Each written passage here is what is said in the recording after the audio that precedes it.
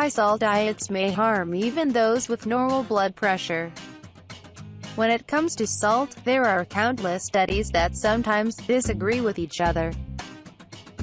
There was one published in the American Journal of Hypertension which suggested that a diet with low salt or sodium intake could harm your health. On the other hand, the World Health Organization (WHO) suggests that high salt intake could increase the risk of heart disease. All of this makes it extremely difficult to understand where do you draw the fine line? How much is too much and how little is too little? For those suffering from high blood pressure, salt is a definite no-no.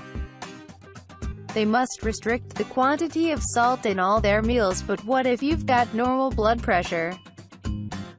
Can you be liberal with the use of salt? How experts use salt in their food. A recent study published in the Journal of the American College of Cardiology puts a brake on this notion. Researchers at the University of Delaware have found how a diet with extra sodium content can cause long-term damage to various organs including heart, kidneys, brain and blood vessels. Those who suffer from high blood pressure and cholesterol are generally recommended to shun salt, but health experts advise others to keep a strict watch on their daily sodium as well. Blood pressure responses to alterations in dietary sodium vary widely, which has led to the concept of salt-sensitive blood pressure, said one of the study authors William Farquhar. If blood pressure increases during a period of high dietary sodium or decreases during a low sodium period, the person is considered salt-sensitive. If there is no change in blood pressure with sodium restriction, an individual is considered salt-resistant, Farquhar noted. However, the new research points to evidence of adverse effects on multiple target organs and tissues, even for people who are salt-resistant. How can extra salt harm your body?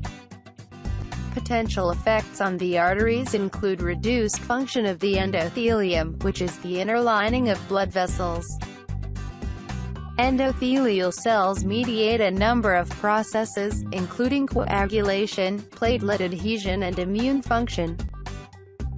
Elevated dietary sodium can also increase arterial stiffness. Regarding the kidneys, high sodium is associated with reduced renal function, a decline observed with only a minimal increase in blood pressure.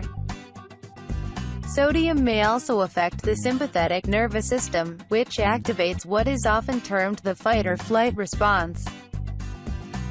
High dietary sodium can also lead to left ventricular hypertrophy, or enlargement of the muscle tissue that makes up the wall of the heart's main pumping chamber, co-author of the review paper David Edwards noted.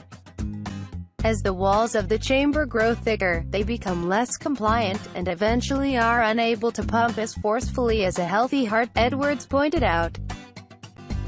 Chronically elevated dietary sodium may sensitize sympathetic neurons in the brain, causing a greater response to a variety of stimuli, including skeletal muscle contraction, Farquhar noted.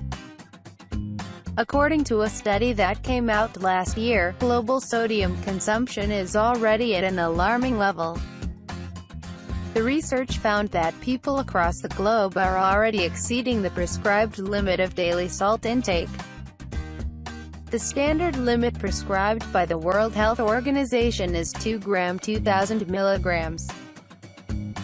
Surprisingly, the study estimated the global sodium consumption in the year 2010 to be twice as much as the prescribed limit. The study was published in the New England Journal of Medicine, which stated that the rise in sodium consumption has resulted into more than 1.6 million cardiovascular-related deaths per year. How to reduce salt intake. Do away with the salt shaker. Once you don't see it on your table, chances are that you'll skip putting some extra in your meals. Cook with less salt.